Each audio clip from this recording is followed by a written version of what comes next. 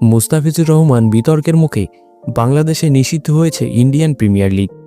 সোমবারই ওপার বাংলার অন্তর্বর্তীকালীন সরকারের তথ্য ও সম্প্রচার মন্ত্রকের তরফে একটি বিবৃতি কিন্তু জারি করে স্পষ্ট জানানো হয়েছে, আইপিএল থেকে মুস্তাফিজুর বাদ পড়ায় দেশবাসী ব্যথিত এবং মর্মাহত, ক্ষুব্ধ বোর্ডও।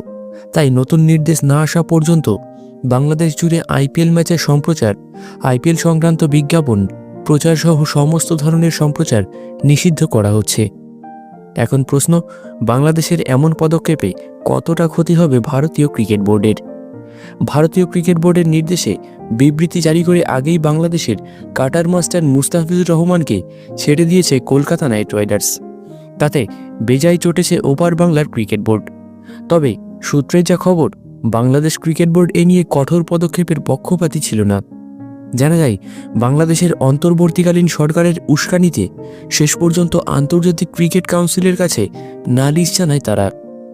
শুধু তাই নয়, ভারত থেকে বিশ্বকাপের ম্যাচগুলি সরিয়ে নিয়ে যাওয়ার আবেদনও জানানো হয়েছে। এরই মাঝে বিবৃতি দিয়ে বাংলাদেশে ইন্ডিয়ান প্রিমিয়ার লিগ ম্যাচ সংক্রান্ত সমস্ত ধরনের সম্প্রচার নিষিদ্ধ করে দিয়েছে মোহাম্মদ ইউনূস সরকার। এ নিয়ে বিশ্লেষকদের বক্তব্য, ওপারের অন্তর্বর্তীকালীন সরকারের ক্ষোভের মাঝে ইন্ডিয়ান প্রিমিয়ার লিগের মতো বড় বড় টি-20 লিগের বিনোদন থেকে বঞ্চিত হলেন বাংলাদেশের মানুষজন। এখানে যে প্রশ্নটি সবচেয়ে বেশি ঘোরাফেরা করছে তা হলো, বাংলাদেশে আইপিএল নিষিদ্ধ হওয়ায় কতটা ক্ষতি হবে ভারতীয় ক্রিকেট বোর্ডের। দেখো, বিশ্বের সবচেয়ে বড় টি-20 লিগ আইপিএল সম্প্রচারিত হয় বহু দেশে।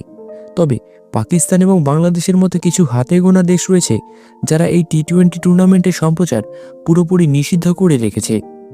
বাংলাদেশে ইন্ডিয়ান প্রিমিয়ার লিগ নিষিদ্ধ হওয়ায় কতটা ক্ষতি হবে ভারতীয় ক্রিকেট বোর্ডের, এমন প্রশ্নের উত্তর জানতে হলে আমাদের প্রথমে জানতে হবে আইপিএল থেকে ভারতীয় ক্রিকেট বোর্ডের আয় সম্পর্কে। প্রথমেই বলে রাখি, ভারতীয় ক্রিকেট বোর্ডের সবচেয়ে বড় আয়ের উৎস আইপিএল। মূলত টেলিভিশন, ডিজিটাল মিডিয়া সম্প্রচারের অধিকার, স্পন্সরশিপ, টিম স্পন্সর এবং ইন্ডিয়ান প্রিমিয়ার লিগ সংক্রান্ত বিজ্ঞাপন থেকেই এইসব বিজ্ঞাপন ভারত থেকেই সবচেয়ে বেশি আয় হয় বোর্ডের। বলতে পারো এক কথায় যে ভারত থেকেই সব থেকে 90 থেকে 95% আয় কিন্তু ভারত থেকেই হয়। বাংলাদেশে এই লিগও কিন্তু বেশ জনপ্রিয়। তবে প্রতিবেশী দেশটির বহু মানুষ ইন্ডিয়ান প্রিমিয়ার লিগ নিয়মিত দেখেন।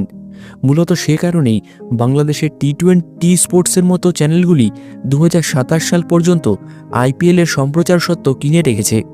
বাংলাদেশে একটি চ্যানেল আছে টি স্পোর্টস, তারা কিন্তু আইপিএলের সম্প্রচার সত্ত্ব কিনে রেখেছে 2027 সাল পর্যন্ত।